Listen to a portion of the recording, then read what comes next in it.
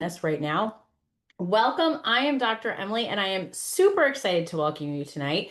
We are going to be talking about how you can become an elite tech innovator in the next 6 months. So, we're going to look at months, not years. So, I love seeing where you're from. Thank you, everyone, for popping in the chat. I see, Scott from California, Christina from Florida, Cheryl from Georgia. Welcome. So, I'm from Northern New Jersey, outside of New York City. And I'm Dr. Emily. I used to be a computer science professor, and I've been training elite software developers for literally over a decade now. I've graduated dozens and dozens of them. And so tonight, I'm going to share with you everything that I know about how you can become that elite software developer, that elite tech innovator.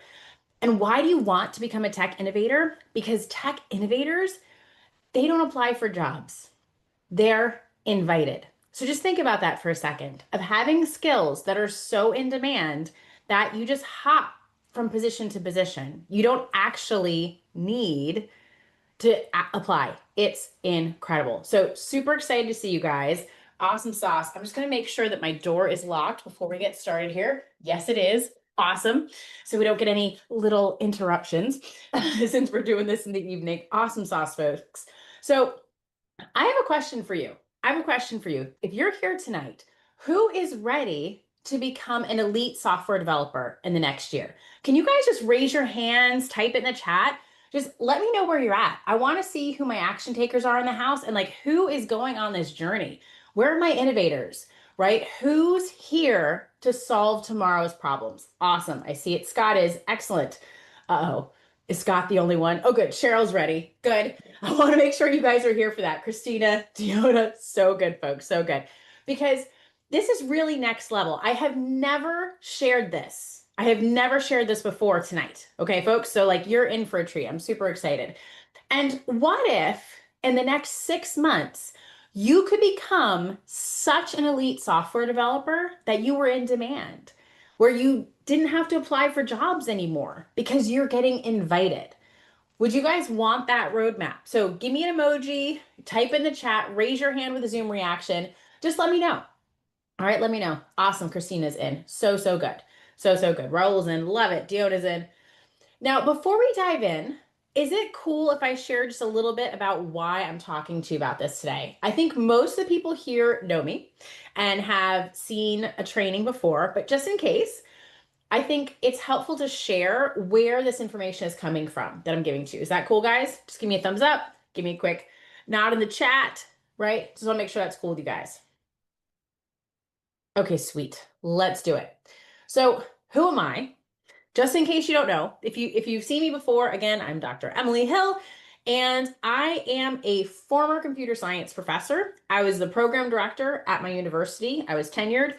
And so I led the computer science curriculum. I decided what every computer science major learned while they were at my university.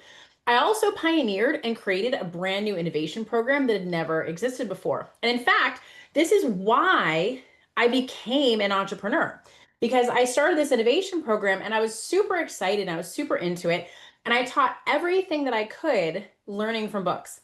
And then I realized I had to do it, right? This is the first time I've shared this. I don't think a lot of people know this part behind the scenes is that I started an innovation program and I realized that I'd reached the limit of how far I could teach my students without actually building a business myself. And so I did. Okay. And along the way, in this process, I graduated dozens and dozens of elite and six-figure software developers. Notice I said and, right? Not every six-figure software developer is elite. That is not a requirement. And in fact, that's why I've created a whole virtual coding school where we help anybody get a tech job. And in the past year, everybody's gotten six-figure offers that's graduated. So pretty incredible, pretty incredible. But I've graduated my fair share of elite software developers as well. And now I've got years and years of data on them and how they've progressed in their careers. I'm going to share some of that with you tonight. Okay. In addition, I'm a founder, a business owner of a multiple seven-figure business. And so now I also coach entrepreneurs and tech founders. So if you're someone here who's interested in starting your own company, starting your own business, maybe starting your own app or SaaS product, tonight, what I'm going to talk about tonight also applies to you. Okay. It's not just for elite developers developers working for other companies. It can also be those unicorns that become tech founders as well. Usually I'm working with tech founders they're coming to us as clients looking for our tech talent, right? I have a software company as well as a training company. I'm also, in my free spare time, I'm a mom of five and a church singer as a side hustle. So just for fun, right? Super, super awesome. So I do things outside of tech. You know me, I like the quiet life. I take it easy. Uh-huh. Yeah, just kidding.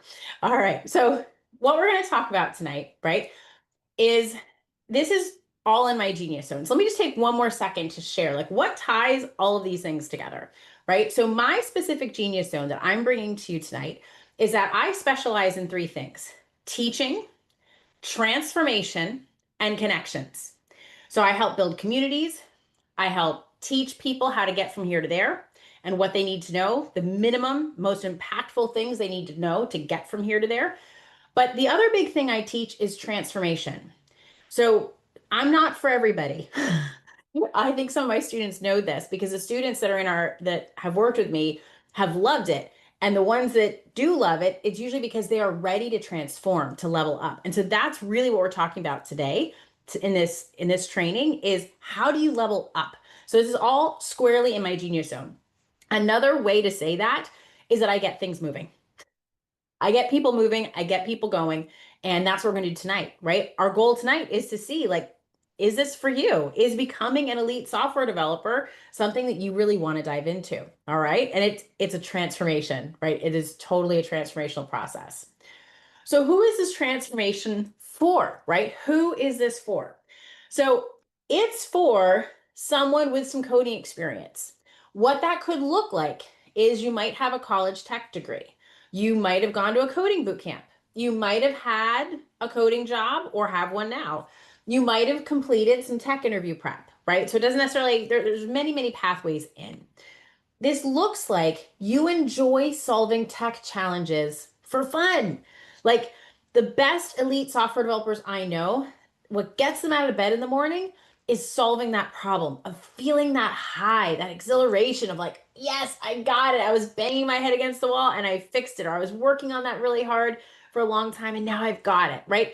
That it's more about the solution to the problem, right, than necessarily the paycheck at the end of the day, right? It's really for people who love tech and just love doing this.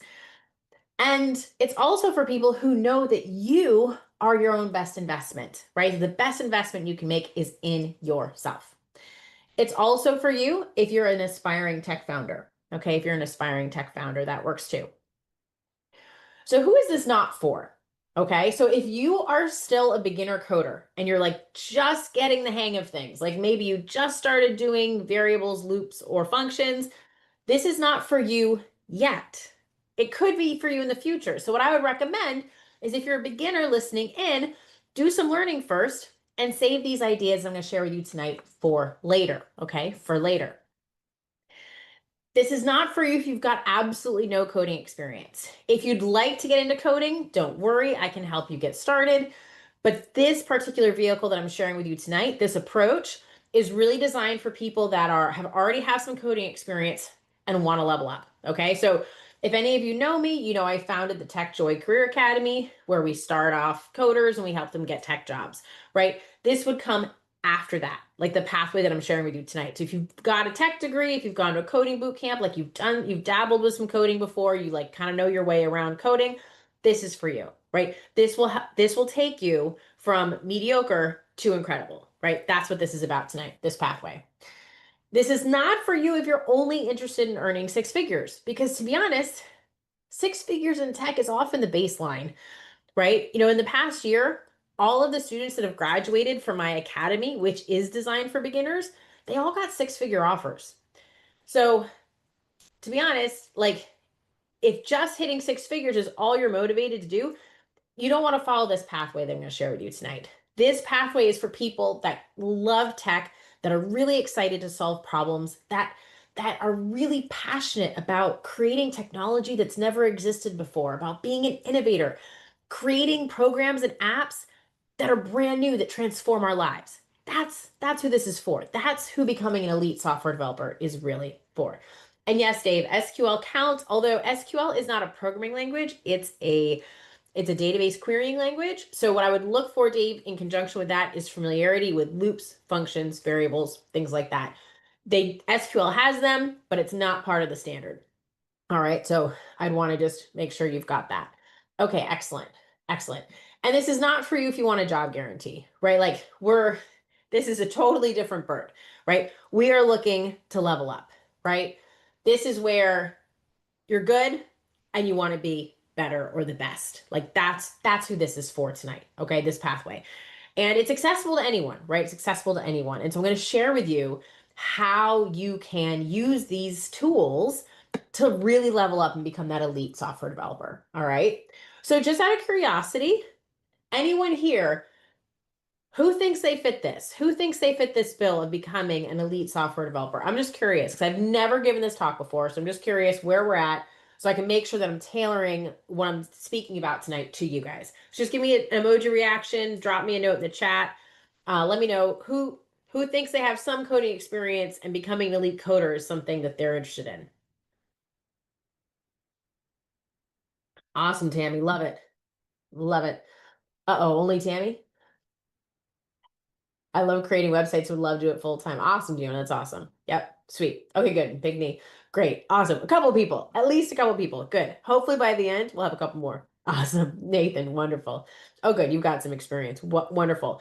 And again, just to reiterate, if you're a beginner and you're interested in learning more about how we prepare people for tech careers, you can just text us back at the number where you got the Zoom link and we can get you hooked up. So no worries there. But tonight, my focus is really on, okay, you're good. Let's make you great. All right, that's what we're here for. Super awesome. No worries, thank me. We can help you out with that too. You can still watch tonight. Tonight is totally accessible, but the pathway I'm sharing is only appropriate once you have a base level of coding knowledge. Before that point, I have a different vehicle for you I can help you out with. All right, super awesome. Okay, so our goal tonight together, again, once a professor, always a professor, right? Our objective, our goal is that by the end of our training session together tonight, you will know the two key things to becoming an elite six-figure software developer. Okay. And what that looks like is someone that's fluent in AI, fearless in innovating, and always in demand. The elite software developers I know and have worked with are never worried about their jobs because they know even if they lose it, they've got another one around the corner. They might even have a list of four or five or six just around the corner, and they know it's only a matter of time. So, at this level, when you're working to become elite, it's more about, is this the right fit for me? Am I going to get to solve cool problems? Am I going to be able to grow as a software developer, right? I did have one of my elite software developers that I know. He recently lost his job and did get hired. And so he's like, I was like, how is it? He's like, well, it pays the bills. So it's not, which is like him saying, he's like, well, I pay the bills, but I'm not growing, right? Because elite software developers, they don't just want to pay the bills. They also want to work on really cool problems that allow them to grow as a technologist. And so that's really what this is about, is how do you become that level? So I'm assuming he's probably going to be still looking on the side for that job that really inspires him. He got a job originally as working at a startup, and he kind of got tired of the startup life after doing it for 8 years. And so he switched to like boring companies, but he's also bored. So flip side, super awesome. Awesome, Bonnie. That's great. That's awesome. Yeah, you got tons of experience. You're all good. You're all good. So you're ready. If you're ready to become elite, right? Like this is what we're going to explore tonight is what does it really mean to be that elite software developer? Okay. So what I first want to do is share with you guys, what does it look like the traditional elite timeline? And then we're going to kick this to the curb and I'm going to fast track it for you, okay? But I want you to know what the baseline is. What does this normally look like? So normally when you become an elite software developer, you start off typically in the past that's been with a 4-year college tech degree, probably in CS or software engineering. And you probably blew tens to hundreds of thousands of dollars on that. And then you spend 6 to 12 months applying for jobs, right? Not making any money yet, but not losing any more, hopefully. And then finally, you should get a position as a junior dev. Typically, junior dev positions would be in the 70 to 100K range. They might be as low as 60K, right?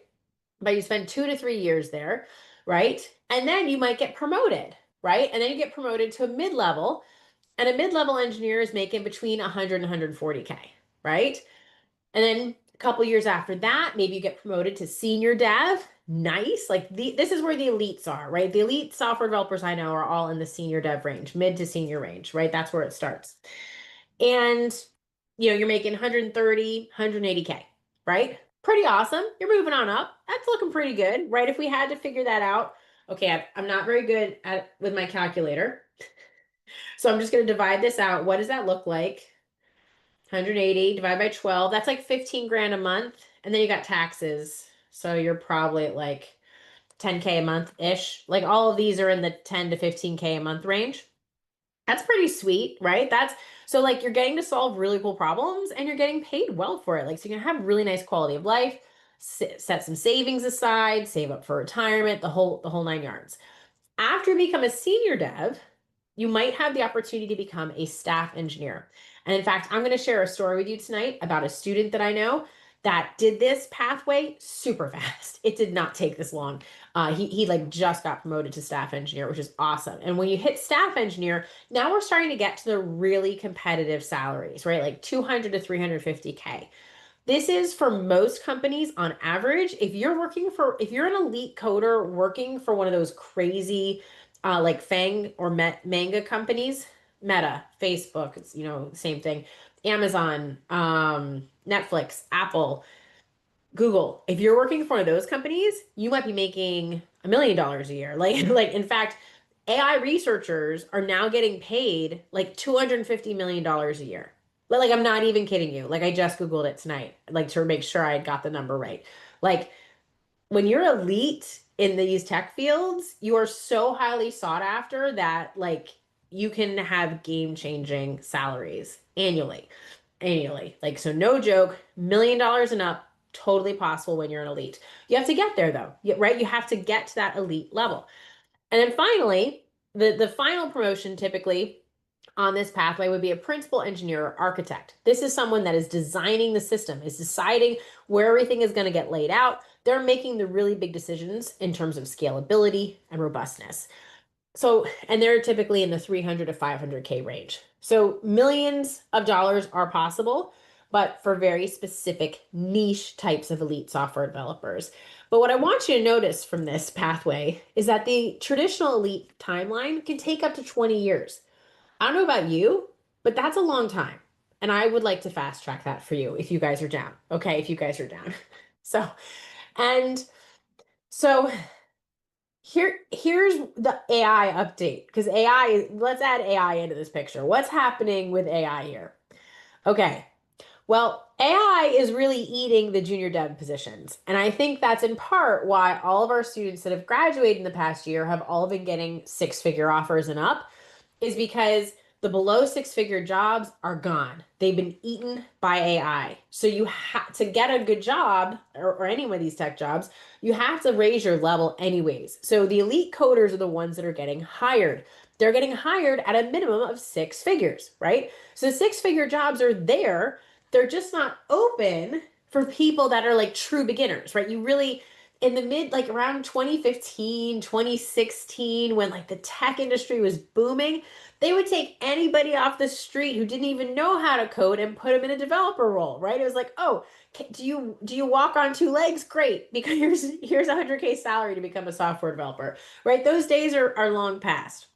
And so now you really have to level up. And that's what tonight is all about, is talking about how do you become that elite software developer, okay? Now, what I can share with you is that I have worked with elite software developers who have gone on to so many different companies, from Chase, IBM, Oracle, Amazon, startups like Capital RX and Turo, and they've started anywhere from junior dev, mid-level to senior dev, right? I've had students graduate and start at senior dev, right? Because they have the technical expertise. So it doesn't necessarily matter if you got that technical expertise working a job or if it was just you got the experience. The important thing is you have that senior level experience. And that's what I want to share with you tonight, how you can get that. Okay. Now, I do want to like, so like the students that I've worked with across the board, for all time that I'm aware of, based on the salaries they've shared with me, I have worked with devs from salary ranges from 70K to 170K. Some of these devs had minimal experience, some had more. In fact, the most recent student that I'm going to talk to you about tonight got promoted to staff engineer just 6 years after graduating, right? They did not follow this whole pathway. Like, you can absolutely fast track this, and that's what we're going to talk about tonight. But these awesome engineers, these elite engineers that I've been working with, they have been working on some of the coolest tech. Do you guys want to see like an example of some of that cool tech that they've been working on? Because that's really what we're here about, is like tech that changes the world, right? Oh my goodness. So let me know if you guys are in. Give me a thumbs up. Drop me a note in the chat if you guys are down for that. I'd love it. And also, if there's any questions, feel free to drop in the chat as we go. Feel free to drop in the chat. Awesome. You guys ready to see what kind of awesome tech you can work on when you're an elite dev? Let me know. Let's see. Are we awake? Can you hear me? Okay, good. Tammy's in. All right, sweet. Steve's in. Good, good, good. Don't want to get too far ahead, you guys. Awesome sauce. Thanks, folks. All right, let's take a look. So I'm going to focus in on one particular student who got a job at Turo. Has anyone ever used the Turo app? Just out of curiosity. I saw one thumb up, but it might have been from before. Has anyone seen Turo? Or is it just me? I use it like all the time. I use it all the time. Okay. So I'm not seeing. Just let me know if you have used Turo. Okay. Seen but never used. Awesome, Deanna. Awesome. So let me just clue you guys in. So Turo was a startup at the time. To be honest, when my student was hired there, I had never heard of it or used it. I used it within 2 years though of him joining. And like, elite coders thrive in a startup environment, and they're very well sought after because typically they're a jack of all trades, they know so much tech, and if they're early career, they're less expensive than a more senior dev that has all that experience. So sometimes a newer dev that really has these elite capabilities, they're perfect for startups, right? And elite coders really like startups because they're constantly called to learn and grow and level up, which is something they love to do. And it's a great way to build your resume. So the Turo app is basically an Airbnb for car rentals. It's an Airbnb for car rentals. And it's super cool. I use it every time I travel. In fact, I use it like I did 2 Turo rentals in a week because I traveled. I went out west. I rented a car so I could drive it around while I was out there instead of just Ubering to and from the airport. It was easier, and then I could like had a car. And then when I got home, I went away like down the shore is what we say in Jersey when you're going to the beach. I went down the shore for a weekend for my sister-in-law's bachelorette. I wanted to leave my big old family van car home for my husband with the kids. And so I rented another one. I rented a fun little Mercedes for the weekend, and I rented a Beamer out west. So like you can just rent like fun cars. I like rented like a Porsche once. Like you can rent really like you can rent a McLaren. It's gonna be expensive, but like you can totally do it. So if you wanted to just experience some of those luxury cars, you can for just like a day. It's really cool. And so basically, these are people that like own cars that rent them, right? And so it's so much easier than a rental car company because it's cheaper typically, and you get to pick the exact car you want, and they'll usually drop it off at the airport for you, and you can just drop it off when you return. So it's like your car while you're there. It's so cool. I've used it in Disney to rent a van, like yeah, all the time. So I love this app. It's super cool. And so I have a student that's been working on it since must have been like 2019 because he said he's been there like 6 years. So he must have started around 2019. I think he graduated around 2018 or so ish. So somewhere around in there. And he's been working on it a long time. And it's so much fun. It's so much fun. But like salary aside, just out of curiosity, who gets excited about getting to work on cutting edge tech, right? Like imagine getting to help launch groundbreaking new products like Turo in 2026. Like, would you be into that? So just let me know who's here. I'm just curious. Is this something that gets you really excited? Like to be able to like create something that becomes so impactful and so cool for people. Awesome, Steve. I love it. Yes, Steve. That's so, so good. Yeah, Roll. I love it. It's awesome, right? It's so good. It's so good. Okay, excellent. So I want to walk you through what his pathway looked like to become an elite coder. To be honest, he was an elite coder before he graduated, right? Once you flip that switch and you go into elite mode, it doesn't come away, right? Like it's just who you are. And so like he was already really, really good. And so he just got better over time and was able to really go fast. So he spent 4 years in college getting a CS degree. Okay. So a CS degree is not necessarily required for this, but like it's often the path that elite coders take. And then he got a junior dev job before he even graduated, right? So he applied to Turo and was hired before graduation day. And he did 1 to 2 years as a junior dev. And then he spent 1 to 2 years at the mid level. And then he was a senior dev within 3 years of starting, right? So becoming a senior dev doesn't have to take that long. It doesn't have to take that long. And I literally talked to him yesterday. He was just promoted to a staff engineer, right? Which next level up from senior. And so and basically he applied last year and he was approved, but he had to wait for the funding to come through. Like the company had to create the revenue and the income for him to have that salary. And so he became a staff engineer in just 6 years instead of the typical 10 to 13. So becoming an elite coder is really more of a state of mind, but having that external validation that, yeah, I'm an elite coder, I'm a senior dev, I'm a staff engineer, it doesn't have to take that long. It can take just like a year or two. But the key is having that elite mindset ahead of time. So, what made the difference here, right? And what made the difference is the elite coder blueprint that I'm going to share with you tonight. Okay. Elite devs are high flyers and they move fast. They don't necessarily follow the traditional pathway, right? So, just out of curiosity, who is ready to learn how to become an elite coder tonight? You guys ready for this? Let me know. And we'll dive into it, all right? We'll dive in. Bonnie raised their hand. Awesome sauce, folks. Steve is ready. Super awesome. Yes. Tammy's ready. Dio's ready. Dave's ready. Yes. Let's do this. Okay. It's pretty simple, right? I'm all about simple and finding the simplest things that move the needle. That's what I'm all about. And so there's some really critical things that we can do to learn how to think like an elite coder. First, let's set some baseline things. To think like an elite coder, it is not what you know. Okay? It's not what you know. Just out of curiosity, let's take a survey of the room. Show of hands. How many of you have, coding experience? Let me see. I might even have, hold on, before you show of hands, let me see. Okay, cool. All right, here. I have a quiz for you guys. Quick quiz.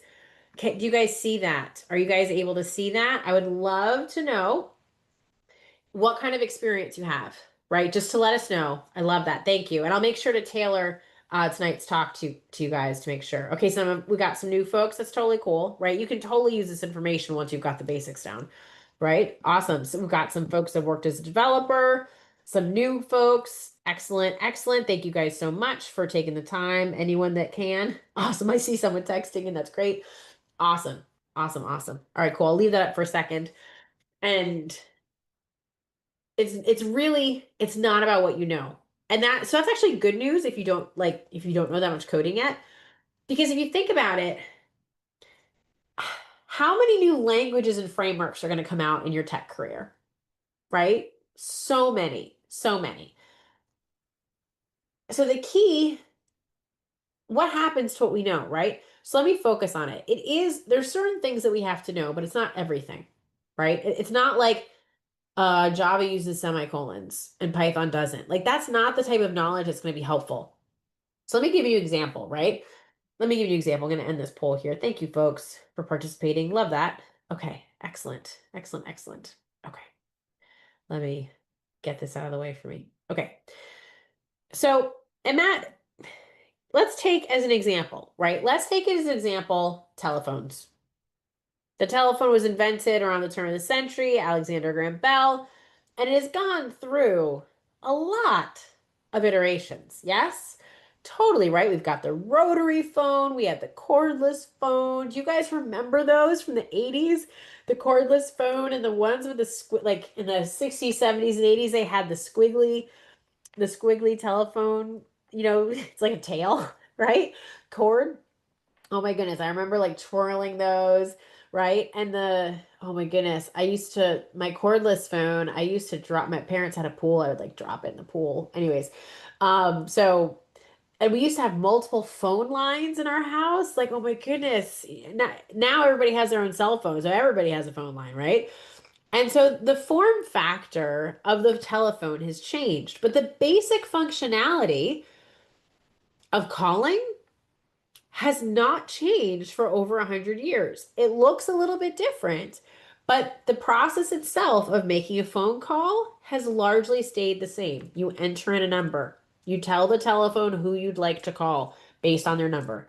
Now we have contacts. It's okay, right? The basic premise has not changed, right? The technology has changed underneath, right? The technology has kept changing, but the process that we use to make a phone call largely hasn't, right? And so if you think about becoming an elite dev is going to see many technological changes throughout their career. So it's not what they know about, this language or this framework, right? It's about how they solve problems, right? It's about how you solve problems. It's more about who are you calling and why are you calling them, right? It's not about how do I call because that's related to the tech. It's going to change all the time. But who are you calling? Well, I might be calling the client to find out my MVP requirements, right? And it's about knowing what needs to happen when and who can do it, right? So the telephone is just a tool, but the more important thing to know is the process. How do I deliver technology that works awesome, that's scalable, that's reliable, that's robust, right? Those are the higher level things that do not change and the AI doesn't replace, right? And it's also about discernment in technical decision making, right? And again, this is where we're moving beyond beginner level here, right? So if you're a beginner and what I'm saying on this slide doesn't totally make sense to you, it's a-okay because you're not necessarily here that like there yet. But it's about the discernment and how do you make technical decisions given all the tools that are currently available? Yes, including AI, right? So, for instance, in software development, you often have a client. Normally, we don't just build software for ourselves, right? Even if you're a tech founder, you have a market that you're trying to meet. Like somebody has to pay for the software. Somebody does, right? Either it's the market, the free market, consumers, or it's a company, but somebody is paying for this software, right? And so typically when we're building in service of someone else's vision, typically, right? And so we might have to explain the pros and cons of different technical options, like in lay terms. Like, for instance, maybe there's a strategic decision around should we use Stripe or PayPal for payment processing, or should we use Next.js or React, right? And based on the decision, things will have to change. And so an elite developer is going to be able to speak to what needs to change in terms of the timelines, the tech, the pipeline, the personnel, right? And the idea is that as you advance, what separates the beginner from that elite software developer? It's that discernment of knowing which way to go, when to consult someone who's more senior, when to do a little more testing, when to do more prototyping and testing, right? Because when you become that higher level elite dev, it's not about, oh, you have to follow this. This is the rule. It's not about this or that. It's about when. And so as software developers advance and become elite experienced software developers, they're gaining this technical discernment. How do you make decisions? How do you decide when we're going to go with this technology or not? Or do we need to do more research? Like should we look for something else? Should we stop looking and start building? Like the discernment to know when to stop, when to go, when to learn more, right? That's what the experienced developer has. Typically, a junior dev only knows to apply the rules they've learned.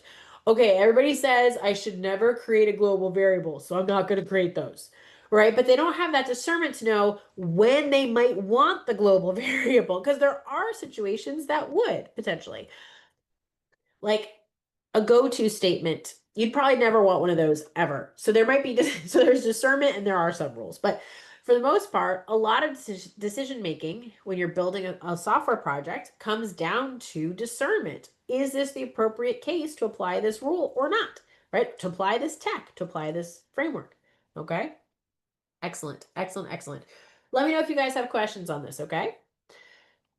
So let's walk through how do we become one of these elite software developers? Okay. There's a really simple system. I'm going to share it with you tonight.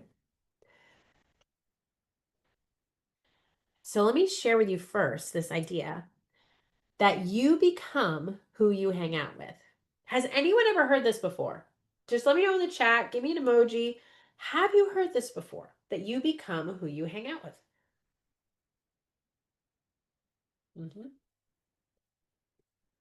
Awesome. Sweet. Sweet.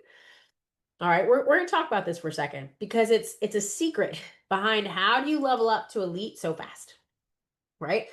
The student that I was speaking about that leveled up to become an elite software developer, I personally worked with him one-on-one for like multiple years, right? Like I worked with him so freaking much. So like proximity to elite developers, it's a game changer. If you want to become better at something, figure out who is it easy for and go hang out with them. Like literally, this is my secret sauce, my trick that I use everywhere in every area of my life to keep leveling up and achieve whatever kind of result I'm looking to achieve. I have a problem, I can't solve it. Who is this problem easy for? I bring it to them. They help me solve it. Done. And I've leveled up in the process. Let me give you some examples. If you want to become an entrepreneur, go hang out with entrepreneurs making more, right? Well, Tammy, you're hanging out with me right now, so it's a start, right? So, although ideally you'd want to be hanging out with me where you're like working on coding, right? For it to rub off. Hanging out just like eating lunch and stuff will also work, but it's best if you can hang out and actually be doing the thing. So if you want to become an entrepreneur, you want to hang out with entrepreneurs that are making more than you are. So like when I first started, I hung out with entrepreneurs making 7-figure years. So having they had $1 million businesses. Now that I've advanced that level, I start to hang out with people that have 8 and 9-figure businesses, right? One of the women I work with, she makes 100 million a year, right? I'm working with her. And in turn, she has a mentor who's making 1 billion a year because that's where she's trying to go, right? So in business, this is really common, right? You work with and you hang out with people that are a little bit ahead of where you are so you can kind of learn from them because the way you think about problems can be very different when you're looking for a 6-figure business versus a 7, 8, or 9-figure business, right? If you want to become a YouTuber, so you hang out with other obsessive YouTubers. So just out of curiosity, has anyone ever heard of Mr. Beast? Let me know. My kids love him. Has anyone heard of Mr. Beast? Okay, Liz has. Yeah. Excuse me. So Mr. Beast, I don't know if you guys know this, but before he got started, I mean, he's like huge. He's probably one of the biggest YouTubers out there. At least made some of the most money out there. He started off like at 13 just playing video games on YouTube, getting nothing, right? No views. And then he paired up with a couple other dudes near him, friends, that they were obsessed. They were super obsessive about what goes into an awesome content, what becomes an awesome YouTube video. And so we hung out with them. They were fanatical about it and they raised their vibe together, right? They raised their level together. The same is true with becoming an elite developer. If you want to become an elite developer, hang out with elite developers. Okay. So, for instance, there's so many ways that this plays out. For instance, I once had a student intern, Mo, who he came in kind of he lacked confidence. He was kind of a shaky front end dev. He didn't really know what he was doing. And within a month of working with a senior software engineer for like an hour a week, he went from a shaky front end to a completely full stack, back end intern developer who had implemented Stripe payment processing.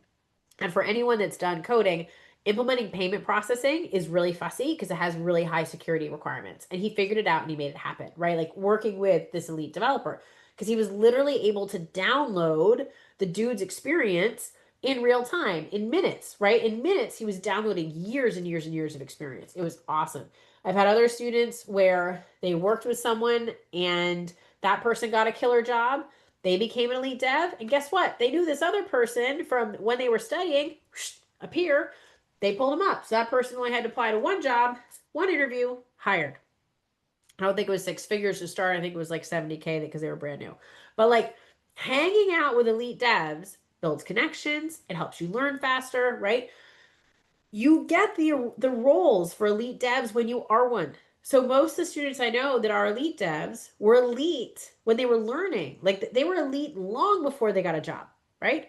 Because it's a mindset. It's a way of being. It's a way of learning, right? Because connections and fast tracking your learning, right? Let me show you. Let me show you this. All right. So why is it so important to hang out with elite devs if you want to become one? And it's because you can actually 10x your experience in minutes, not years. It's incredible. Okay. Let me dive into this a little bit. So there's a couple reasons for this. One is more is caught than taught.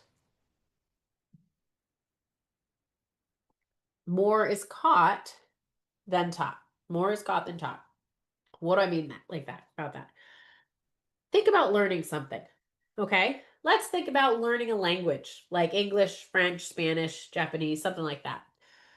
You can study grammar books for years. I don't know about you. Did anyone learn a language in school? I learned French. My kids are learning French and Italian, right? We spend years, like 5, 6 years learning a language, right? But what happens when you just spend a couple months living in the country? Suddenly you become fluent, right? The unspoken cues, the rhythms, the shortcuts, you absorb them naturally in practice, right? With experience. Coding culture works the same way, right? When you're doing it, right? When you're in it and you're surrounded by experts, it levels you up. It makes it so much easier to learn, right? Because the experts, they just like transfer their knowledge just by talking to them. They can't help it. It just slips out, right? Just slips out. Yep. Oh, so more is caught than taught. So when you hang out with people that already are at the position you want, you're giving yourself the best chance of success, right? The other reason is because tech evolves so quickly, so fast, that apprenticing is sometimes the only way to get better, right? Sometimes there might only be a dozen people in the world to actually learn from. Yes, you can AI, you can Google, but if it's a new technology, if you're innovating, right? If you're creating something that's never been created before, if you're using a new library that's brand new, AI and Google don't have it yet, right? Like when you're pushing the boundaries of what we've created in software, if you're innovating like that, there might only be a handful of people in the world that have enough experience to answer your questions, right? Let me give you a different example, right? Think about being a chef for a second. Think about being a chef, right? Imagine trying to become a chef by reading last year's cookbooks, right? They should be like the recipes will be okay, but they might be get a little outdated. The techniques might have evolved, right? And the new tools aren't even in the books yet. But when you apprentice under a master chef who knows what they're doing, you pick up these fresh skills that haven't even hit the books yet, right? So the idea is that when you're learning and you're elite and you're becoming an innovator, right? A developer, this tech evolves too fast that apprenticing can be the only way sometimes. It is the fast and best path. Yes, Dave, we're covering the specific details on becoming a elite coder. We're in process right now. Super awesome. And finally, this is really a game changer here, right? When you hit a snag, right? When you hit a challenge, a tech challenge that you can't solve. Now, when I was a beginner, I would get really frustrated. I don't know if anyone else gets frustrated. I would get so frustrated. But the elite developers that I know, they don't get frustrated. They have a process and they execute it, right? And so as you're learning to become that elite developer, when you hit a bug, here's the reframe that makes it exciting. You're being called to level up. Because if you see a bug and you can't fix it, by definition, the universe is allowing you an opportunity to level up because you can't solve it, which means the only way you're going to solve it is if you level up your thinking. And the fastest path to level up your thinking is to bring your bug to someone else who's more knowledgeable, an expert, right? An elite coder. And then in a matter of minutes, you will download 10 or more years of experience as they help you solve it. Because it's not their bug. So they're not going to solve it for you. They're going to show you how they would solve it. You will have to be the hands. This is the secret. And in fact, it's an underpinning of the coding school that I've created. And why it's so powerful is because you work on a real problem and you bring it to an expert when you're stuck. And so whatever reason you're stuck, they're going to share with you their process of solving it. Of like, why is it easy for them and not you? They're going to literally show you how. They're going to guide your hands and tell you what to do. And then you're never going to have that problem. Not only are you never going to have that problem again, you're not going to have any other problem like it because they'll have taught you. And if you do, well, then you'll do this process again until you've mastered it and you don't hit this problem anymore, right? I remember that was true. I had a student, they had to bring me a problem repeatedly, and on the third time I was like, "Oh, this is this is why you're getting caught here in this specific thing," right? Sometimes it takes a couple times even for the expert to see why that particular thing is sticking somebody. But yeah, literally hitting bugs is an invitation to level up. It's pretty cool. It's pretty cool. Awesome sauce, folks. So I'm just, another way to think about this is has anyone ever gotten caught like in a video game where you just get stuck in one of those boss battles, like those challenges? Has anyone ever done that? Just let me know. Drop me a note in the chat or an emoji. No? Like if you got, I don't know, if you're playing like Mario, you got stuck trying to beat Bowser for a couple days. Know that I don't know that many video games to know what the big bosses would be in them. But the idea is that like a seasoned gamer, imagine they like lean over your shoulder, show you one move, and you instantly skip ahead, right? It's like, oh, that's how I beat him, right? And in tech, asking an expert can save you weeks of trial and error, compressing years of hard-won wisdom into a 15-minute download, right? Awesome. Yes, creating websites. I had to snag and spend hours trying to fix it, right? Lots of 2 a.m. days, right? Imagine you could just go to an expert and in 15 minutes they could just tell you. And now you'd have that knowledge. You'd be armed with the knowledge to solve that problem in the future so you don't get stuck. Super awesome, right? Super awesome. It's a really elegant solution to transfer knowledge in a field like tech, which is constantly evolving and changing. Okay. So, who's ready to see the Elite Coder Blueprint? Are you guys ready for this? Like what this looks like? Again, it's a super simple process. Super simple process. Yeah, Tammy, you can use chat to help you code. But eventually, when you're working on really innovative problems, AI doesn't help, right? Because it can only get you so far. Or there's places to use it and places not to, right? Exactly. Super awesome. All right, let's do this. Okay, the Elite Coder Blueprint is very simple and straightforward. Let me share it with you. So let me put this all together for you. Phase one is breath, right? It's studying with expert problem solvers in many areas. It's not all the same problem solver. It's not all the same expert, right? So imagine, right, doing a round robin study with experts in full stack, mobile, AI, cloud, cybersecurity, right? An expert mentor rotation. So you get multiple perspectives and you learn a lot of different technologies. So you have breadth. This is really important for developing your technical discernment so you can make decisions and create pathways to unlock new tech that's never been done before, right? This gives you discernment in technical designs and decisions, right? Just out of curiosity, did anyone go to college and do like gen eds? Do you guys remember that? I don't know. Has anyone had? Liz has. Awesome. Right? This is kind of like the first 2 years of college when you took your general education courses, right? You might sample psychology, history, computer science, and art, not because you'll major in all of them, but because the breadth gives you perspective. So you start to see how the different fields think and approach problem solving, right? And that foundation helps you make smarter choices when it's time to pick your major and go deep. In the same way, that's what we're doing here is that you want to have breadth in all the latest tech, not because you're an expert, but because learning those different fields is going to make you an elite problem solver because you're going to see problem solving How do they problem solve in networks? How do they problem solve in AI? How do they problem solve in cloud? And you're going to start to see similarities and also differences so that when you're in situations and working with a team, they might be interdisciplinary, you'll actually have a sense of how to do things properly, right? And how to get to the result you're looking for faster and more effectively than maybe somebody with less experience, right? Someone who's not elite. So that's number one. That's number one. Okay. So first we want breadth across the many fields. Phase two is depth. Phase two is depth. That's taking a project from an idea to an MVP, right? So idea to deployment, basically, right? What does this mean?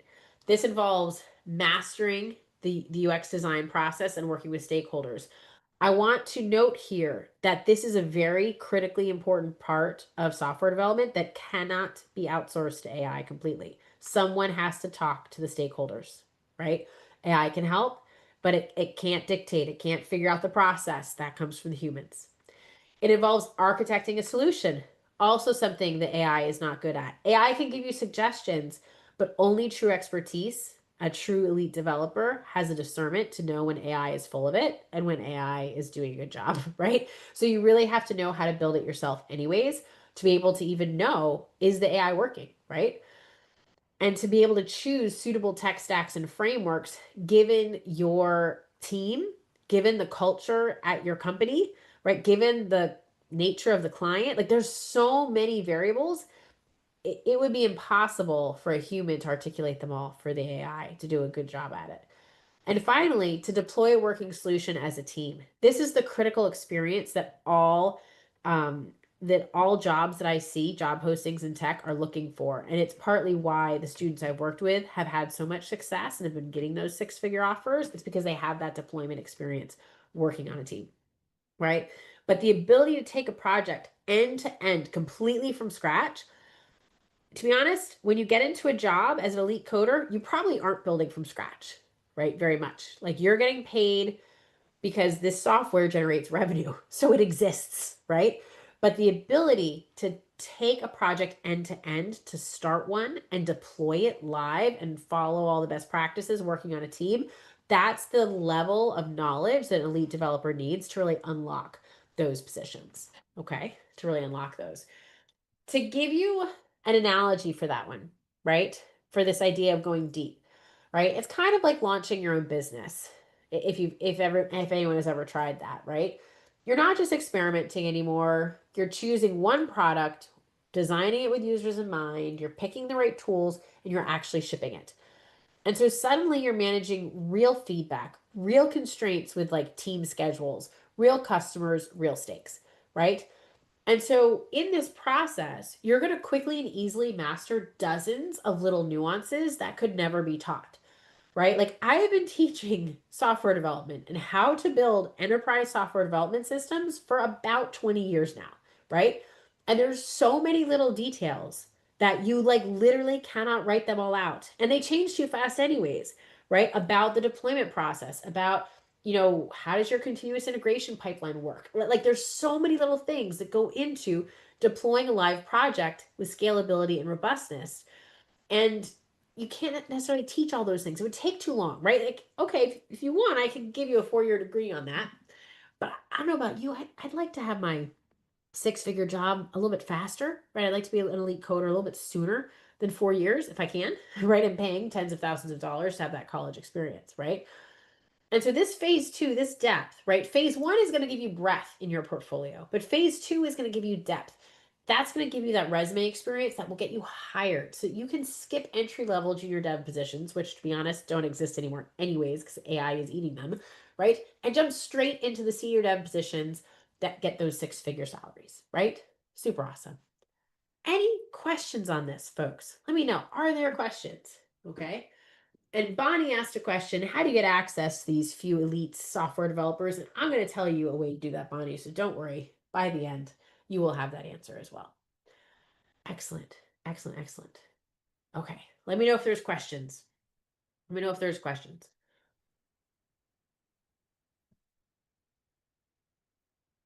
So some of you guys might be wondering, can I do this? Is anyone wondering, can I do this? Can I really become an elite software developer? Anybody asking themselves that right now? Let me know in the chat. Let's see what it is. Yep. All right. Cool. Awesome. Thank you for your honesty, Dion. I appreciate it. Right. And you're smart, right? You're smart to think about it, Steve, always. Because this isn't for everyone, right? Becoming an elite software developer is not for everyone. Just like becoming an entrepreneur and a business owner is not for everyone. Can anyone do it? Yes. Does everyone do it? No. Right? Who is this for? Is tech fun for you? Like, would you do this anyways? Right? Like, even if you didn't get paid six figures, would you do it anyways? Right? That's kind of like the test, right? Like, I couldn't help doing tech. To be honest, when I first started learning to program, it didn't come easily. I spent a lot of years banging my head against the wall, wondering why people couldn't teach me. Of course, I went off and made a way to teach anybody how to code, right? But I got really frustrated, right? Because normally, like, I like to do things and I'm accustomed to being good at things, right? I'm an achiever. And so I was like really frustrated. I was like, gosh, why is this so hard, right? Like, why is this difficult? But I kept going because part of the challenge was also part of the motivation. I was like, well, gosh darn it, this should be easy. Why isn't it? I am going to sit here and do this until it is easy. And so sometimes it would just be like, this should be working when I would come across a bug. And it was just the fact that it wasn't was enough of a brain teaser that I was like, I want to get this. Right? Like, so if you're like really passionate, if the salary is a bonus, like a benefit, but not the main event, this is probably for you, right? Because if you're motivated by just your love of problem solving, of when you come against a challenge, you must overcome it, right? Like that's what kept me going as a technologist. It's like this should be working. Why isn't this working? Right? Like and it was the chase. It was the thrill of like learning more, of constantly knowing, like leveling up and learning more and making it work, right? That's what really made it fun for me. So when you enjoy that process, when you enjoy problem solving and achieving, this is great for you, right? But that's why I'm telling you honestly up front, it is not for everybody. I created a coding school for everybody, right? This is not that. This is not for everybody. This is for those that want to go to the next level. And no, math is still not required here, just FYI. Math is only required because I know people hear this all the time of like, oh, you have to be awesome at math to be a good computer scientist. No, you don't. There is a relationship, there's a correlation, it's not causation, right? I've seen brilliant technologists come from music and English and science, right? As well as math. Um, yeah, math is not required. Math is only used, like advanced math, like calculus, is only used in two places in computer science. One is advanced computer graphics, because you're modeling physics. Calculus isn't really math, it's physics, and it's applied physics. But and also like graduate PhD level theoretical computer science. Like yes, that requires calculus. Other than that, no calculus required, right? No math. The ability to think about variables. So like algebra. If you passed algebra in K through 12, which most of you have, you're good. That's the level of math that is useful. Now you still might be wondering, right? Like I don't know if I'm cut out to be elite, right? I don't know if I'm cut out to be the best, right? And here's the thing I want to tell you. Like if tech is fun for you and you're an achiever and you love problem solving, I don't care if you're the best coder right now. You can get there, right? So let me show you an example. Some of you might have seen this before. But I don't know if you guys know this, but this is Michael Jordan. He's known as one of the greatest of all time in basketball. And he was cut from his high school basketball team. So he did not start off the greatest at all. But it was his response to being cut that led to greatness because then he started making 1,000 baskets a day, not shots, baskets. I mean, think of that dedication. You have to at least like basketball a little bit, right? To make 1,000 shots a day. And that was the catalyst that, propelled him on to become one of the greatest of all times. But he didn't start off the best, right? I've heard, people say that to become great, you just have to be willing to suck at it long enough until you get good at it, right? It's almost like fake it till you make it. Just it's gonna be rough until you're awesome. And that is true for becoming an elite software developer as well. If you know how to code and you love problem solving, you can become an elite software developer if you're following this pathway, right? And you just have to keep going, right? The only people that I know that didn't make it quit and gave up, right? You have to keep going. You have to love it and you've got to want it, right? Because, yeah, becoming a lead coder isn't necessarily for everybody. But if you have the passion and drive to succeed, if you love this stuff and you do it anyways, you're going to love the process of learning and evolving, right? Another quote I've heard from Thomas Edison is that genius is 1% inspiration and 99% perspiration. And I think we just saw that this example from Michael Jordan definitely showcases that right? It's really about the effort that you're putting in, right? There's a little like are there some like genius elite coders? Yeah, right now they're making like hundreds of millions of dollars as an AI researcher, right? Like but who that is changes over time. But the base foundation of becoming an elite software developer, that doesn't change. And it always has typically a six-figure floor, right? So once you become one of these elite devs that is very comfortable with technology that can build anything, right? Sky's the limit. Sky's the limit. Awesome sauce, folks. Awesome sauce. All right, cool. Now, some of you might be wondering, is anyone wondering, what about AI? How does AI relate to our elite software developer conversation? Let me know. Um, awesome. Diona loves front end. Front end is somewhat easy for me. I come home from work and go straight to my computer. I love it. Yes, Diona, right? So you have the capacity to become elite in coding, right? Because you're like super motivated. You love it, right? Yeah, and comp sci can be considered applied math for sure. Um, it- but that's because math is not calculus, I think is really the difference here. That the discernment that people need to get. Super awesome. So is anyone wondering about AI? Do we bust that? Just out of curiosity. I mean, I could talk about it briefly, but I'm just curious. Like, I've heard so many people be like, "Oh, tech is dead because AI." And I'm just like, "No, tech is like about to thrive because of AI." But okay, right. You can choose to believe whatever story you like. We'll see who wins in the end. History. We'll get there. So I'll just briefly cover this just in case anyone who's listening in can't speak up for themselves. But remember, like AI is the co-pilot, is your co-pilot now, right? AI doesn't replace you. AI enhances and accelerates you. Because at the end of the day, there's always going to be good AI. So this is an image that I generated using AI, and bad AI. This is an image I also generated. And as humans, we can instantly see this and know which one we want. We want the one on the left, not the one on the right. But we have to know what good looks like. AI can't tell us what good looks like. AI just creates. And it might be good or it might be garbage. And it's our job to discern which is which. This is why discernment, it has always been important, but it is so much more important now with AI, right? Because you have to have enough technical expertise to tell if the AI is right or wrong, right? AI can 10x coders. In fact, one of the senior devs that I'm working with, I'm figuring out where he's going to come in on the schedule. He can do in days what used to take developers months using AI. Like he uses it in weird and wonderful ways, right? And so that's incredible, right? That can completely like 10x a coder's output, right? But there's things that AI can't do. And so that is what I'm also talking about when I talk about becoming an elite coder. It is not just becoming someone who is an incredible technologist. That is part of it, right?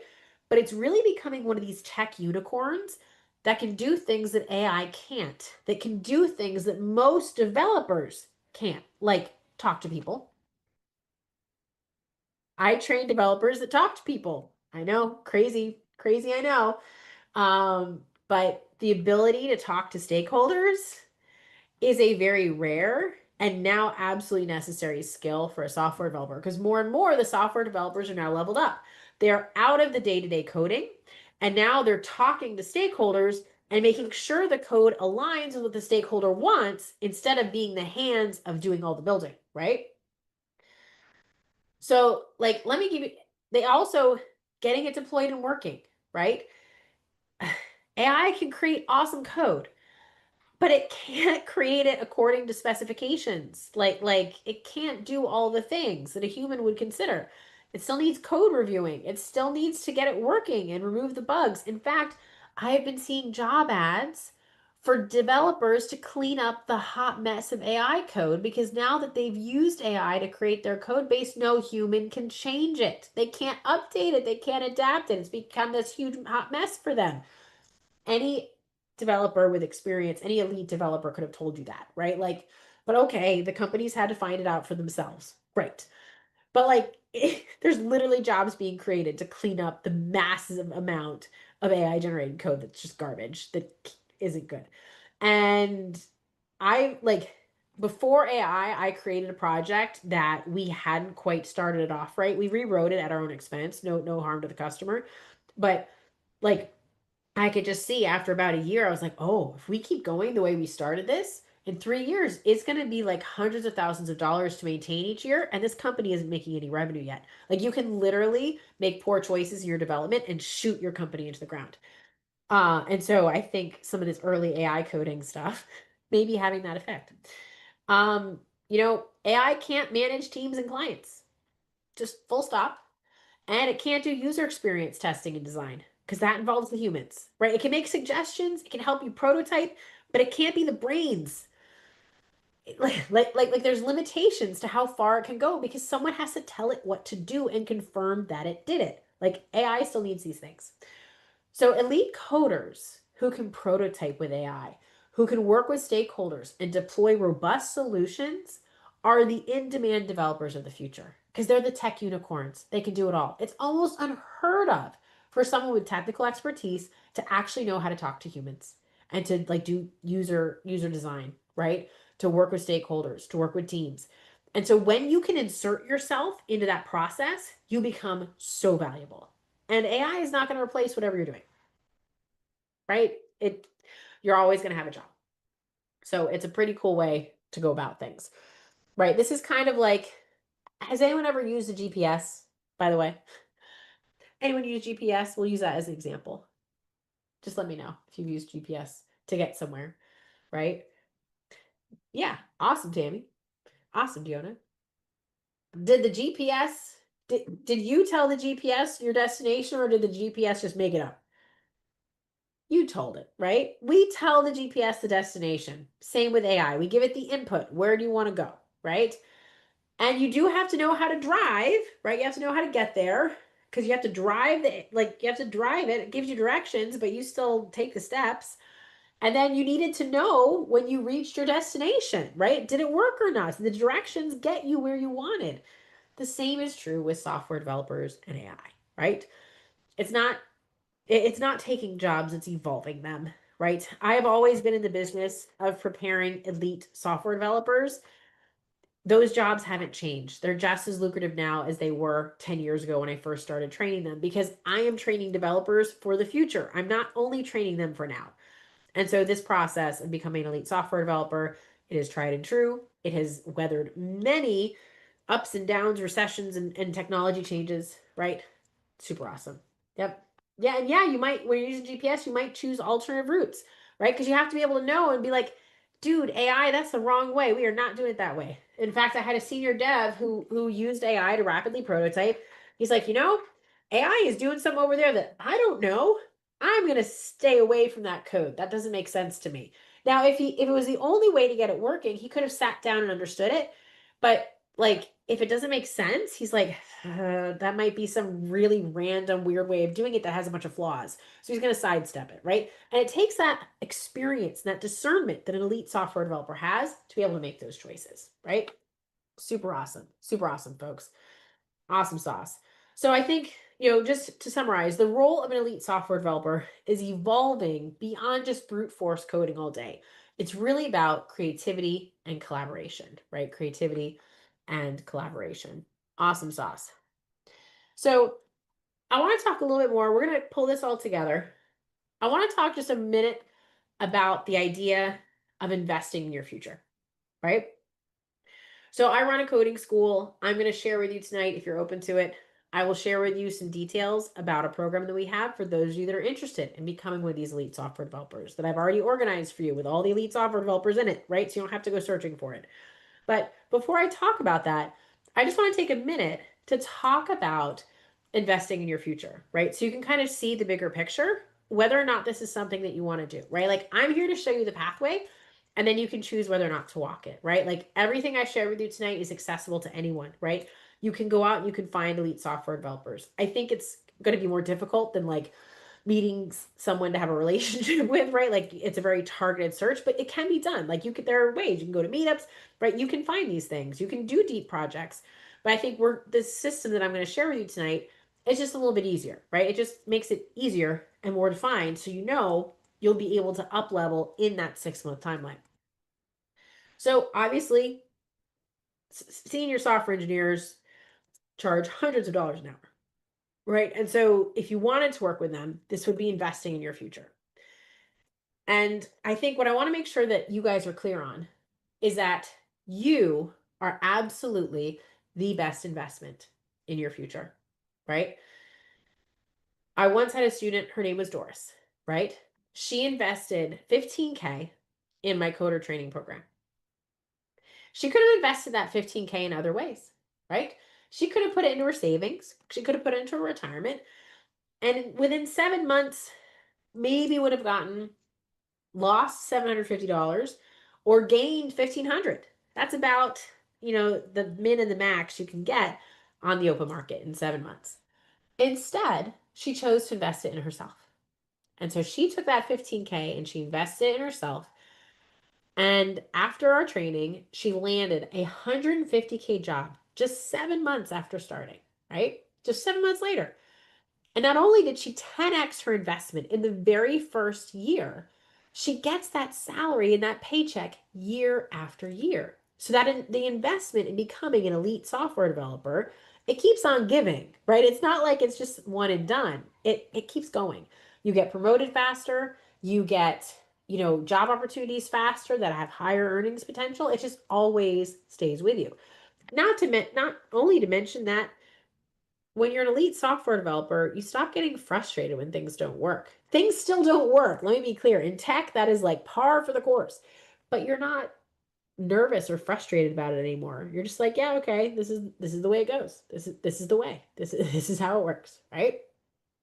I mean, the same idea is why people invest in college, right? It's to increase their earnings potential.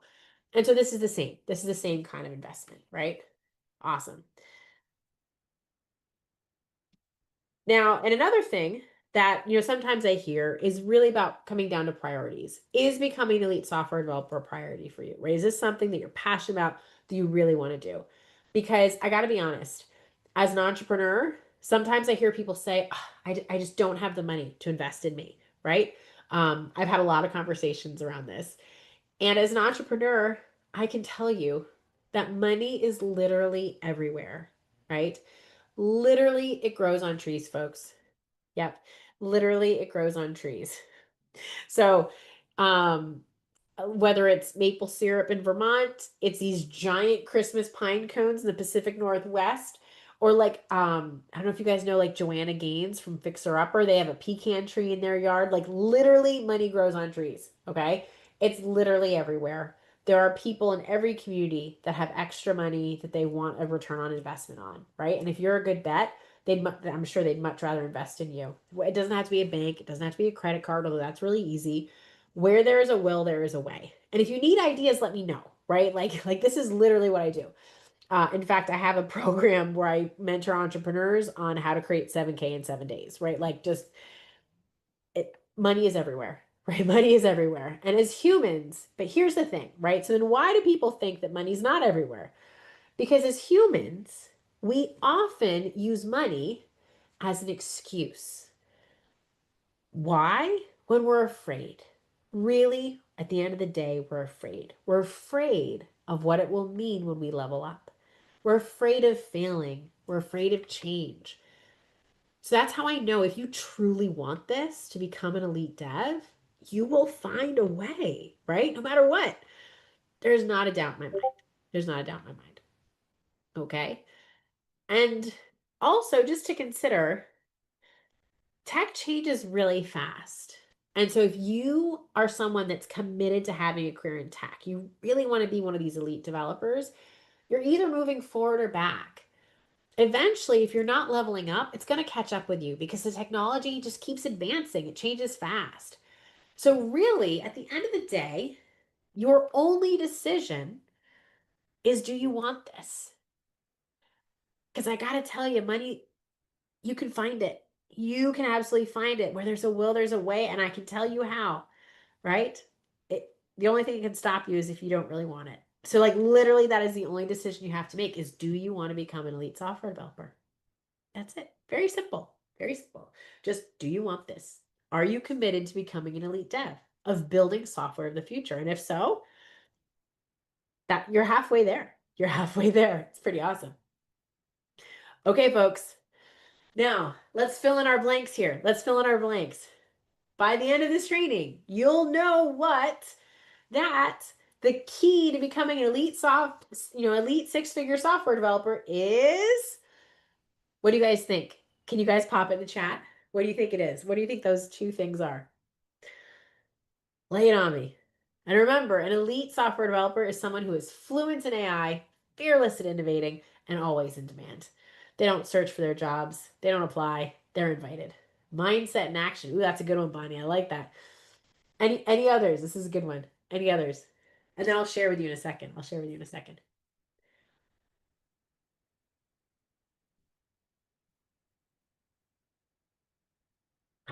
Skills and resilient. Good. These are good ones. I love it. Any others? So I want to draw your attention back. We had two phases, phase one and phase two. So I'm going to pop in here. I'm going to pop in. We're learning from expert mentors, right? We're learning from expert mentors. We do need to have good mindset and action and skills and resilience, right? Like all of those things are correct. But to become an elite software developer specifically, like everything you said, Bonnie and Pickney, is like totally true of really becoming an expert in anything, elite in anything. To become an elite software developer, though, we want to learn from expert mentors. We want to deploy a team project from idea to MVP, right? So, yes, Tammy, having creativity and collaboration, awesome. So, so good. So, so good. So these are the two things that we really want to focus on. So if you guys want to screenshot this, just the takeaway from the day of like, this is what you need to do. This is your roadmap.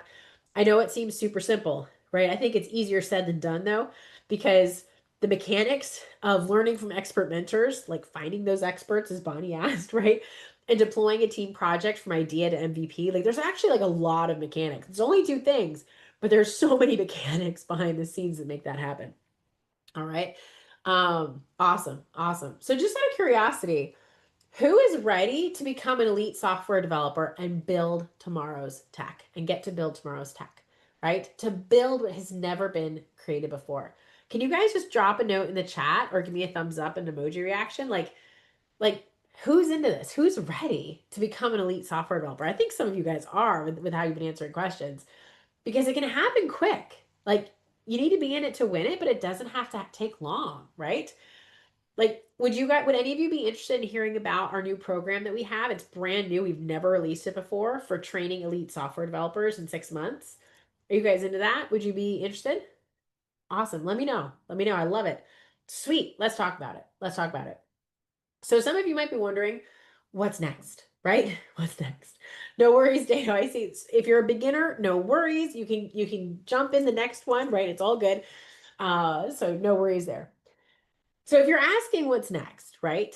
I'll share just a little bit about the program that we have for those of you that are ready to really become truly elite, because it's just these two things, but the mechanics behind the scenes, it can be a lot to set up for yourself. So I'd like to make this an easier path for you, an easier path.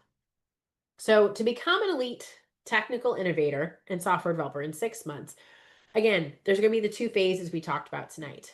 And the first one is learning from multiple senior level tech mentors. So senior and staff, right? At least 7 of them. It might even be more, right? It depends. We're building this, right? I've committed to having 5 senior devs in the first 3 months. I'm not sure exactly how many we'll need in the second 3 months. I know I'm having at least 2 or 3 in the second half. So like it could end up being 10, 12. I don't know how many senior developers it's going to be. It's going to be awesome though. The way this works is you will build a new portfolio project every 2 weeks, right? It can be solo or in a team, depending on what you want. But the idea is that you're going to be playing with a new technology every 2 weeks. AI, cloud, full stack, mobile, security. This is why it's not for beginners. Okay, this is like you have to have some technical expertise to actually dive into these and get anything out of this experience. The way it'll work is that the senior devs are going to rotate through. They're going to train you on how they think and solve problems. I'm going to partner with them to craft a project to help to help kind of introduce you to their topic. And then they're going to do a code review where you'll have an opportunity to do a hot seat style code review where you'll share your screen and like demo what you've done. And they will give you live feedback on your coding to be like, oh, great job doing X, Y, and Z. But as you move forward, make sure you consider X and Y, right? And so, like, they will give you live feedback on your code. Like, senior dev eyes on a code review, usually you can't get until you're like a mid level engineer in industry, right? Like, this is off the hook. It's going to totally help you level up. Totally help you level up. I'm super excited for this. It will be a little intense. It is designed for around 10 hours a week. If you've got more time, you'll get more out of it, right? I'm always trying to hit that sweet spot of 10 hours a week because usually that's something that people can float even if they've got work and family commitments, right? So it's a 2 week sprint, right? It's going to be 5 2 week sprints.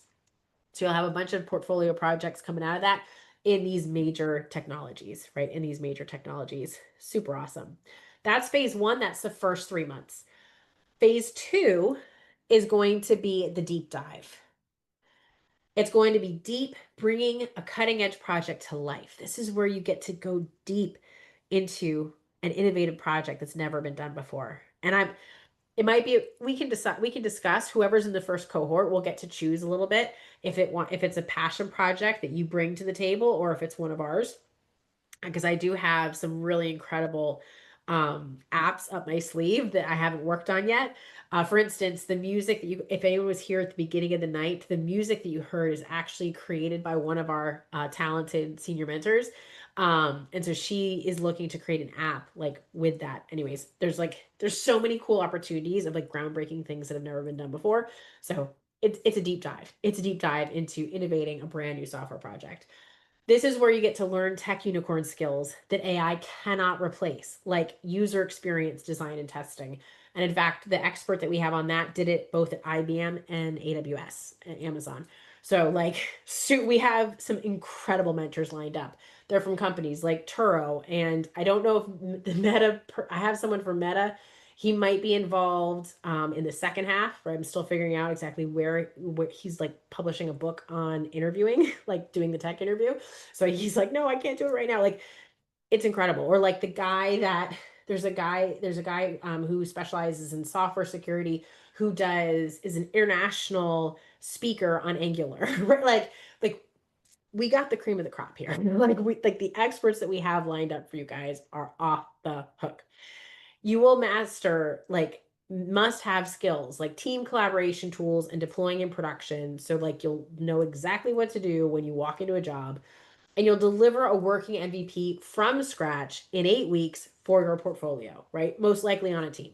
This second phase, we want to plan for team building because there's some skills you can only develop by being on a team because there's tools that only make sense when you're working on a team, which is exactly how you'll work together when you have a job, right? Super awesome. And so I know this might not be for everyone here, but I know this is going to be perfect for some of you, right?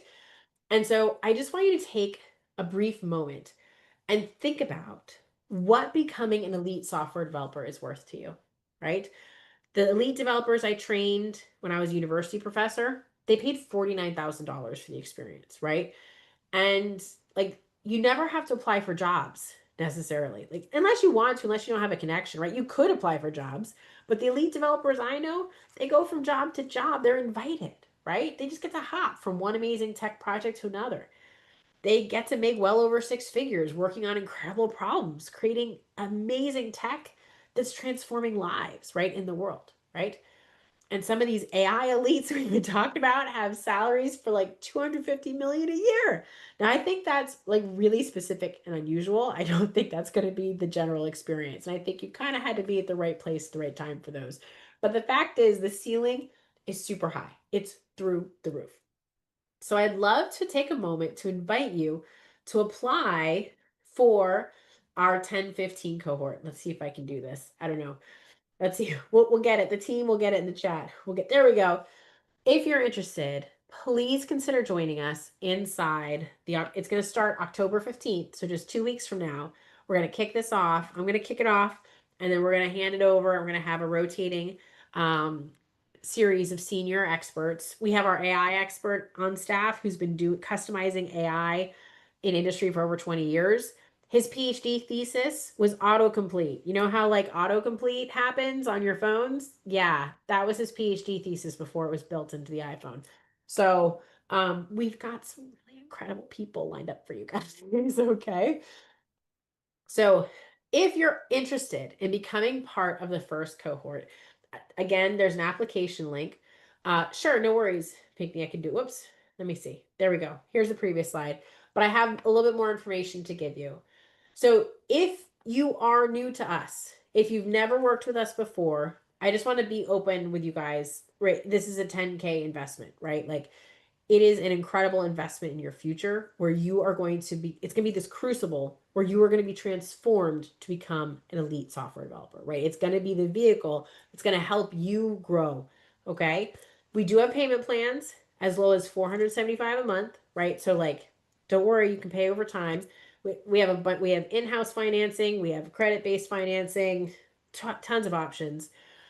And so I want to share with you guys that the applications are rolling. So if you're interested, just get your application in and we'll start to talk to you, right? We want to make sure that you have some coding experience. So we're going to ask you some questions to make sure you're a right fit. This is the right place for you. If you're too early in your career and you're a beginner, don't worry. We have another program where you can get started, right? So it's not a problem. We can still help you out.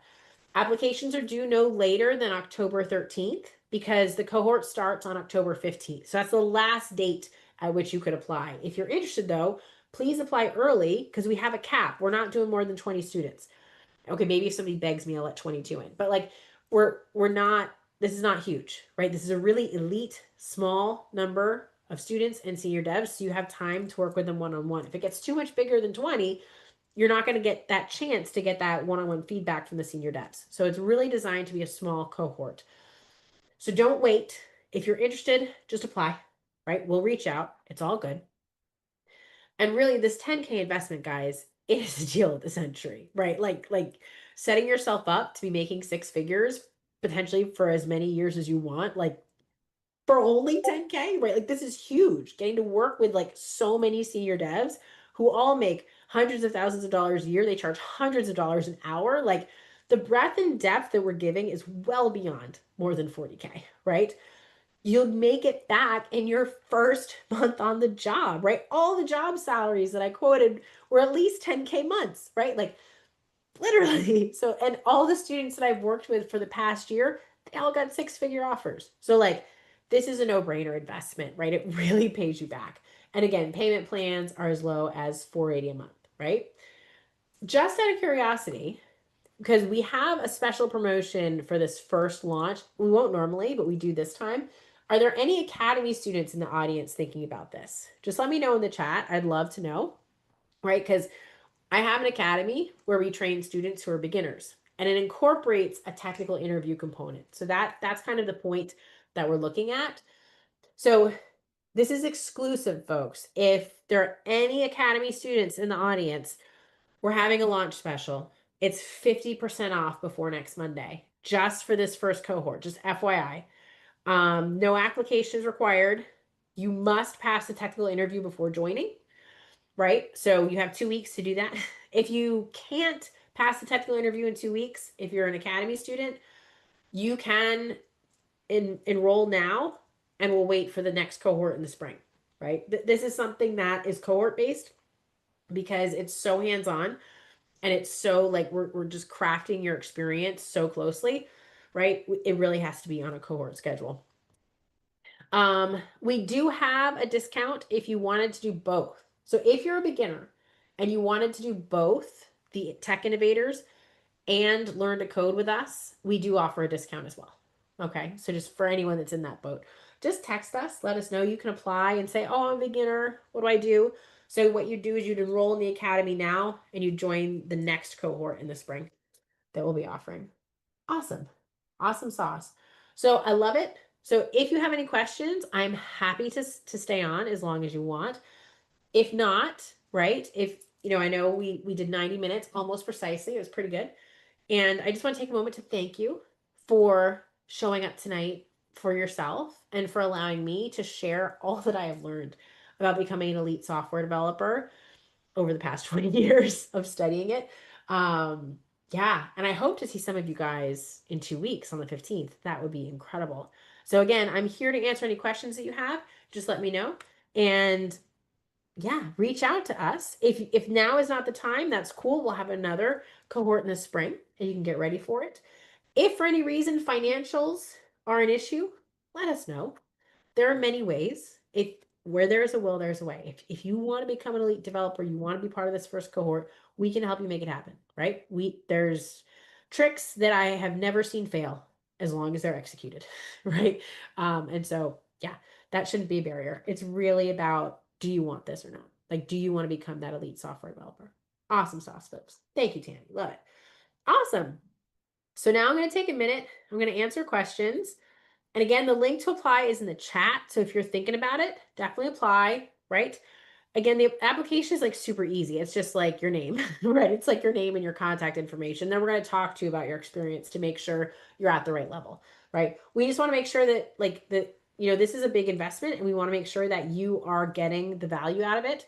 And so we just want to make sure that you're at the level where you can take advantage of it. That's all. Yep. Super awesome. Super awesome. Cool.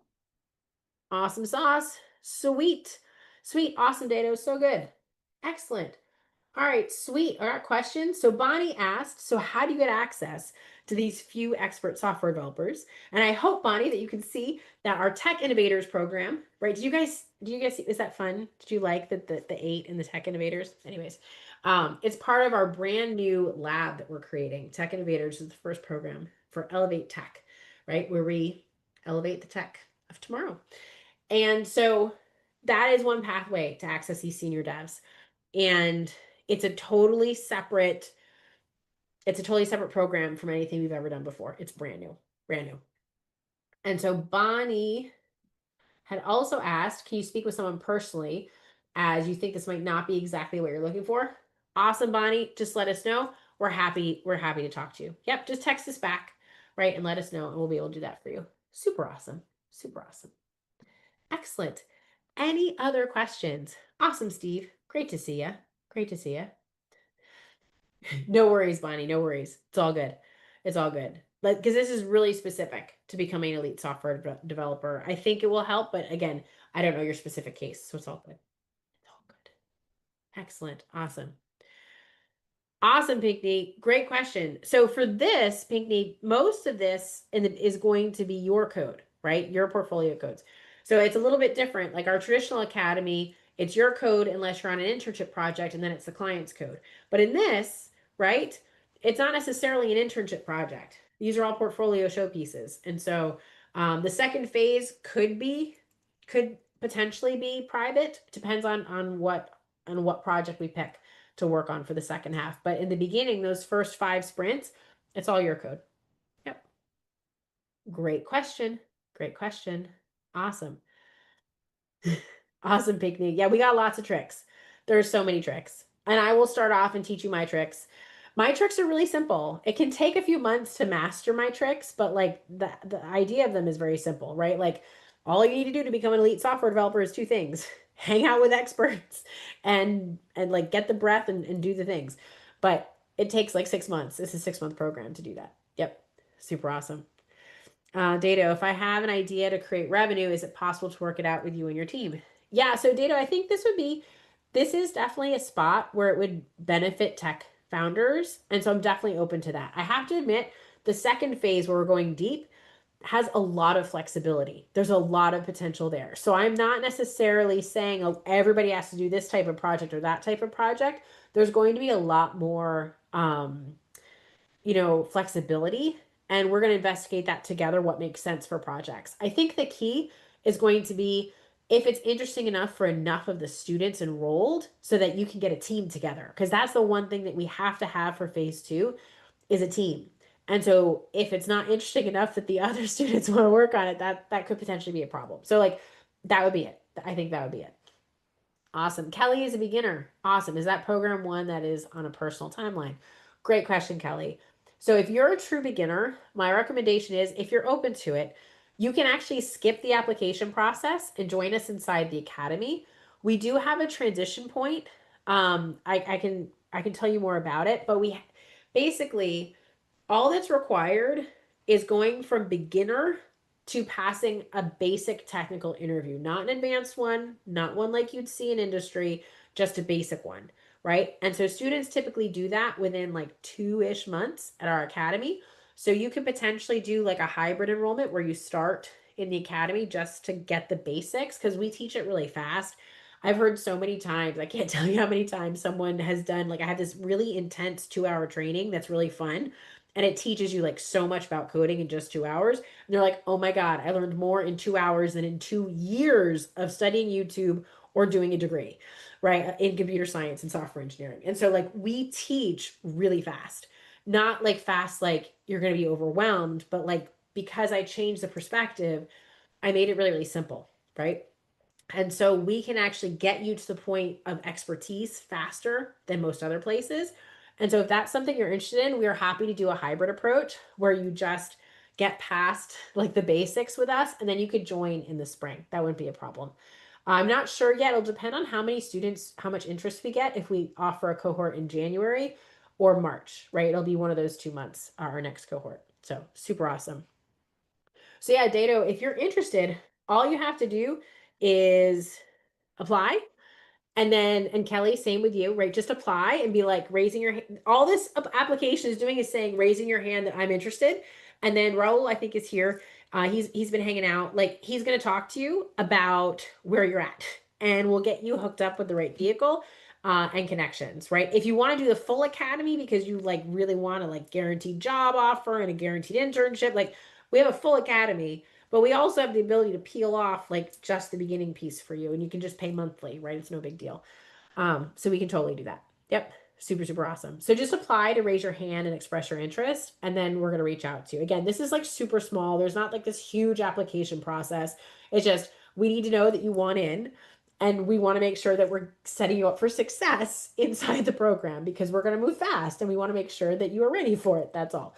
That's all. Text you. Oh, so Bonnie, text us at the link on the screen. Hold on. I can give you the phone number 848 600 5622. So if you have questions, right, just applying is the easiest way. If you apply, we will respond to you, right? Done.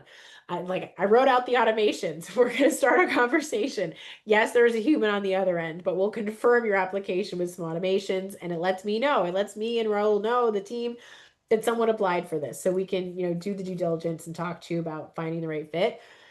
You should have gotten messages from us at this number. I think it's 848 600 5622. Again, this is not like signing your life away. Like literally, it's your name and your number so that we can talk to you. Like that's it. Because again, this is the very first time we're offering it. And so it's going to be a lot more like hands-on, like we're going to help you assess yourself kind of thing. Like I am planning to have a very brief type of technical like interview piece if you've never had a technical interview, or if we're uncertain about your level, right? I'll have a way that we can vet that quickly. But this is going to be the easiest time to join. Let me put it that way, because next time we're going to have more data on who rocked it and who didn't and what they need to have to be able to really thrive in this experience. So yeah, super awesome. So Bonnie asked a couple other questions. So do you have internships for WordPress, Elementor, and that go along with that, like SEO, creating themes from scratch? So Bonnie, we do have a freelancing program and we do have an internship in WordPress. So we do some of those things. We don't necessarily have like a very specific training program on them. The way it works in the academy is very specific to the internships that we do because we're giving students experience on their resume. So that's the Tech Joy Academy for beginners, and it helps them get their first tech job. Anywhere from like 60K to six figures is usually the target. So we do have an opportunity to offer internships in those things and give you a sandbox to play with, but we don't necessarily have specific trainings on those things. Like that's really like learning by doing. So I don't know if it's like the perfect fit for what you're looking for. The cost of the academy to hone specific skills. So we do have the academy is typically 7K, right? It has a job offer guarantee, it has a guaranteed internship, and we give you 18 months of support. However, right, some students want to learn very specific things, like it looks like you do, Bonnie. We also have a pathway, doesn't have a job guarantee where you can pay $397 a month. So I think, Kelly had mentioned being a beginner, right? If anyone is a beginner and wants to do the next cohort, you could potentially come into the academy, learn super fast, get to learn our community and our model of teaching at $397 a month, right? You can cancel anytime, it's all good. You won't have a job offer guarantee, right? And if you cancel before the internship, you wouldn't have it. But to be honest, the Tech Invaders program has that deep dive experience working on a team. And my first six-figure software developers in college, they didn't have an internship, they had that, right? And so this is really mirroring a tried and true pathway that I've used before of teaching students. So you may not need the whole academy experience with that. That being said, they definitely reinforce each other because having that actual company on your resume, like we serve as references for our students, like we're their first job, right, as part of our internship. And we typically hire from within. So there is advantages of doing both. They're really like separate things, but because this is our very first time offering this ever, right? We just want to like get as many students exposure to it as possible. And so like we're allowing some discounts, some promotions, and some cross pollination, as it were. Yep. Awesome. Awesome. Awesome, Bonnie. So we don't specifically have FAFSA financing. I have seen students use financing, but it's usually not through FAFSA. It's usually through an employer. Those tend to be more flexible. I don't think I've had any FAFSAs. I'm not positive though, because I have had students ask me for, I think it's if whatever company you use for financial aid allows supporting coding boot camps, then usually it works. Yep. Super great. Awesome. That's awesome, Bonnie. I love it. Like, it's all good. Like, you're definitely not the first techpreneur that in retirement that I've worked with, right? Like, so you're in good hands. You're in good hands. That's awesome. Such great questions, folks. Such great questions. Any other questions that I can answer for you guys tonight? This was awesome. You guys did incredible.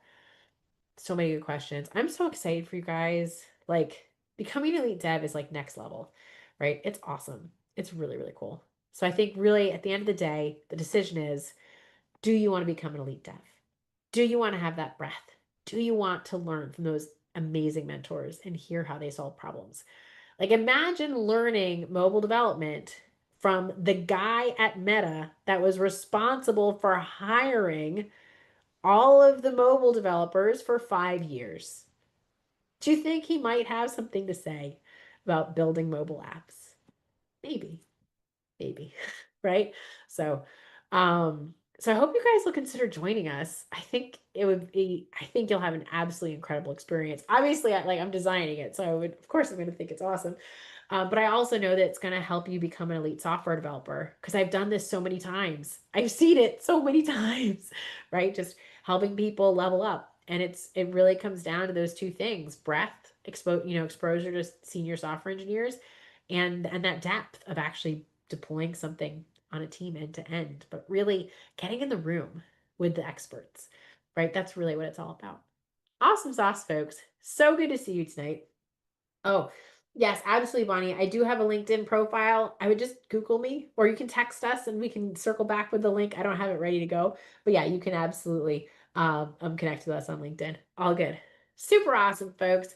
It was so great to see you tonight. Congratulations on showing up for yourself, on learning how to become a six-figure software developer, an elite software developer. Yes, my name's Dr. Emily Hill, Bonnie, just so you know, Dr. Emily Hill. Feel free to Google me, folks. I am a real person. I've got over 50 peer-reviewed publications. You can Google me on Google Scholar. Yes, I was actually an academic.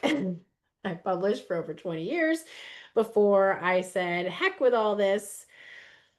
There was a lot of politics. And I decided to start my own company instead.